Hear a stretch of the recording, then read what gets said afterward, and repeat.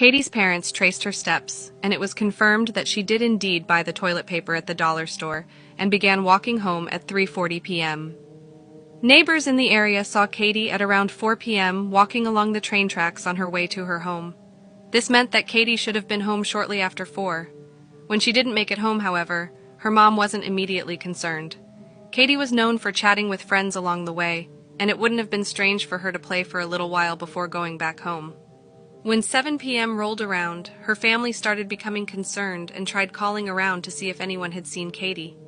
When they were unable to get hold of anyone who they thought would have been with Katie, that's when they decided to call the police.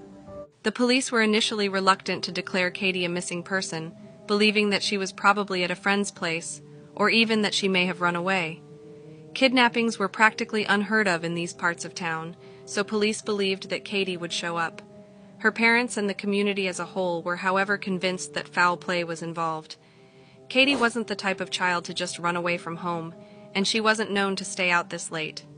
The community immediately launched a search party consisting of more than 120 members of the community, and they all began searching for any trace of Katie.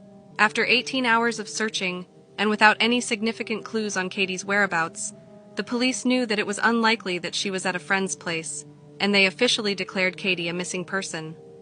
They allocated all of their resources toward the case, hoping to find someone who would be able to shed some light on the case. And then, 2 days after Katie went missing, their persistence finally paid off, and they got their first big break in the case. A neighbor called the police and told them that she'd seen Katie in a white Ford F-150 pickup truck between 4:30 and 5 o'clock. She didn't recognize the driver of the vehicle, but she was certain that it was Katie in the passenger seat. The driver of the vehicle was described as a white male of slender build between the ages of 18 and 22 years old.